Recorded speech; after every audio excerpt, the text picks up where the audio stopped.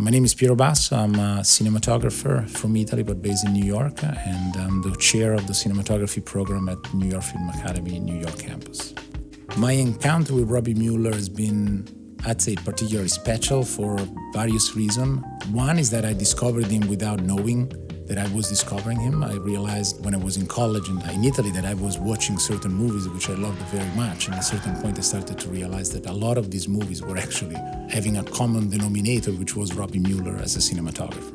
And then I got lucky enough to meet him in person, and there he revealed to be not just an incredibly talented artist, but also an incredibly pleasant and beautiful person. It really felt like he was an artist that he loved the sharing, that he wanted to have other people involved. Then it always gave me the feeling that he was never in competition to be the best. He was just happy to do the thing that he wanted and to make the film that he wanted the way he wanted. Most of the film he did are not major Hollywood production. They're not movie done to bring home a massive paycheck over 40 weeks of pre-production and shooting using, ridiculous amount of equipment. It feels like every time he has chosen those films, because as he says in several interviews, he was always looking for a script that was giving something to him. He was not choosing film just based on the fame that the film could bring or how important that film could have been for the next season or whatever, but he was searching films that were in some way really inspire him deeply. And I think this is the quintessential cinematographer for me, is somebody that is working for a craft, trying to achieve a goal that is interior, not material. That is, I love this film that I made and I really like making it. I think the relationship between Jim Jarmusch and Robby Müller is the kind of relationship that happens rarely between like-minded talent. I cannot see two people more perfectly working together than Jim Jarmusch and Robby Müller. Jarmusch has always made movies that he wanted to make them. He shot black and white when everybody was shooting color, obviously.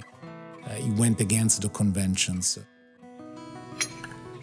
He had a completely different approach in choosing movies and also topics of the movies, like to make movies with multiple stories connected to each other, with very interesting characters that were often non-actor, like Tom Waits and John Lurie, Roberto Benigni. I feel like Muller had the perfect personality to work with Jim Jarmusch, because they both loved to explore their film. Okay, you're shooting a scene, we're outside and it starts raining. Well, this scene doesn't take place in the rain, so let's pack up and we'll have to stop for today. And Robby's would be, wonder what it'd be like if the scene's in the rain. Or, well, Robby, we already shot some of it. Okay, well, think of some dialogue where they can say it's about to rain. Or, like keep thinking. Don't be set in your script. It's something that came to from Nick Ray, who said, if you're just going to shoot the script, then why bother?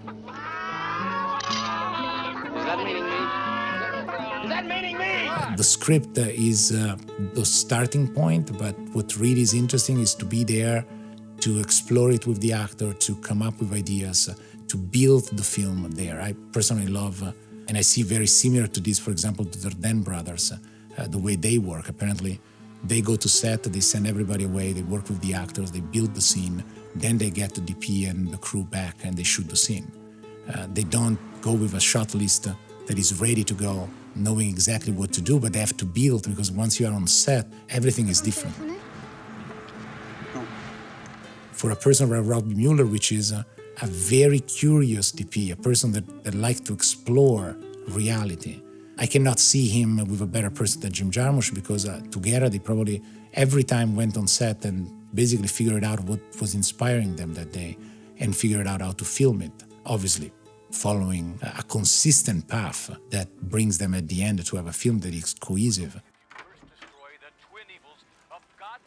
The use of light in Robby Müller's set is very interesting, because I feel like sometimes when you think about a minimalistic style or using little lights, this immediately translated to DPs that they don't know how to use a lot of lights, and so they use what they can. Robby Müller was a great technician, not only an inspired visual artist, but he also knew exactly what he was doing with the camera, with the film, with the lenses, and he used a lot of techniques to achieve the goal that he was achieving. I feel like to find the perfect tone with little is a lot more complicated. I feel like in some way the lighting for Robby is something that is there is a precise intention not to just light the scene, but to light the scene to reflect what the character is living at that moment. I'm thinking at the ending of Paris, Texas, the hotel room is lit naturally. It has pretty high-key feeling. Of course, out of the window is dark because it's night, but the feeling of the hotel is that it's an environment that is real, that is welcoming, that is colorful in some way, that is... And then you cut to Travis in the parking lot, lit by the actual street light, which are green because they are street light, they're not being replaced with movie lights. And that green is actually part of the story because that green becomes a symbol of the moment where the character is alone and living his, in some ways, nightmare and witnessing his own demons in front of him. And so you have these two lights which are contrasting each other in an incredible way, but it works perfectly because they're both not only lighting the environment, but they are telling us what the character are feeling at that time. And that, I think, is what really is the specialty of Robby, is to find for every scene, for every movie, the color, the light, the style that better represents the emotional state of the character.